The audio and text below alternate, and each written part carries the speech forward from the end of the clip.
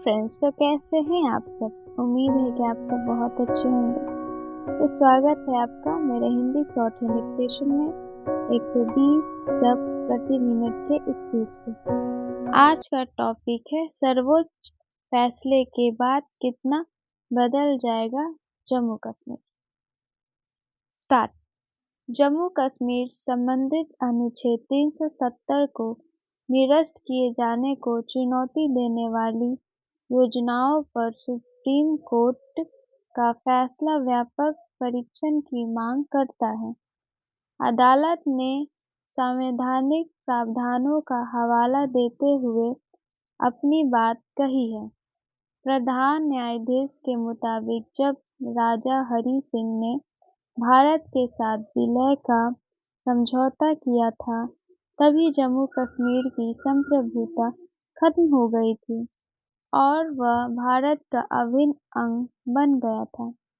देश का संविधान कश्मीर के संविधान से ऊंचा है और अनुच्छेद 370 एक अस्थायी व्यवस्था थी, मगर कुछ निहितार्थ भी इस फैसले में हैं।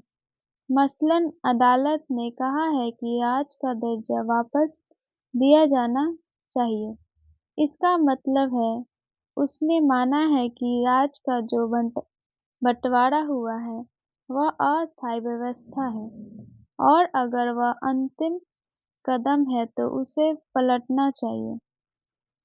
अदालत ने इसके विस्तार में जाने की कोई कोशिश नहीं की कि अनुच्छेद 370 को हटाने की प्रक्रिया ठीक थी अथवा नहीं।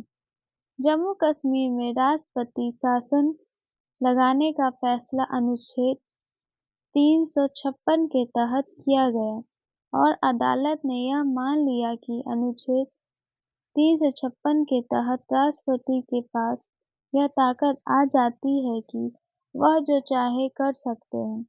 कोर्ट ने यह भी कहा कि अगर यह मान लेंगे कि अनुच्छेद 365, अनुच्छेद 367, अनुच्छेद 370 को हटाना अनुच्छेद 356 के तहत ठीक है, तो बाकी तमाम सवाल गौण हो जाते हैं।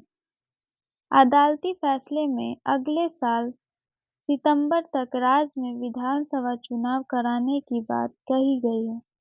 हालांकि सरकार का रुख यही है कि जब तक सीटों का परिसीमन नहीं होगा, चुनाव नहीं हो सकेंगे। कश्मीर के लोग और नेतागण भी यही चाहते हैं कि पहले राज्य का दर्जा बहाल होना चाहिए, फिर चुनाव कराए जाने चाहिए, तभी वे इसमें भाग ले सकेंगे। जाहिर है यह विरुद्ध राजनीतिक मुद्दा है और अदालत इसमें कुछ कर ही नहीं सकती। ऐसे में सरकार को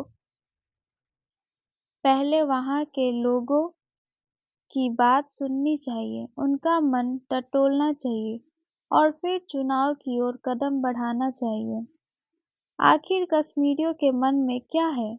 स्वाभाविक है कि उनके लिए ऐसे फैसलों का तभी अधिक महत्व है जब उनका जनजीवन सुगम हो जाए और घाटी में शांति पसर जाए।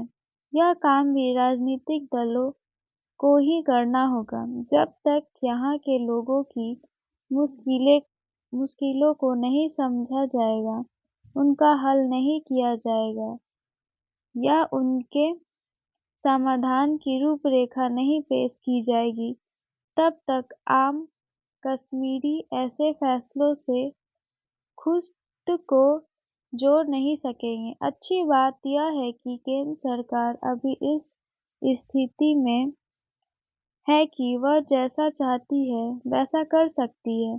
अगर आम कश्मीरी कहते हैं कि उन्हें अपनी सरकार अपनी मर्जी से चलाने की आज़ादी दी जाए तो हमें उसका पूरा सम्मान करना चाहिए। यह कोई संप्रभुता का मसला नहीं है और यहाँ आज़ादी को उसके शाब्दिक अर्थ में भी नहीं देखना चाहिए। हर चीज़ को राष्ट्रवाद के चश्मे से देखना गलत होगा। हमें कश्मीर का इतिहास जरूर याद रखना चाहिए। यहाँ सभी हुकूमतों के शासनकाल में जरूरी बदलाव हुए हैं। अब उन प्रावधानों का कोई अर्थ नहीं रह गया है जिसके आधार पर इसका विलय भारत में हुआ था। मगर हमें यह भी समझना चाहिए कि बिना किसी पर सवाल उठाए या पूर्व में शांतिपूर्वक सरकारें चली हैं।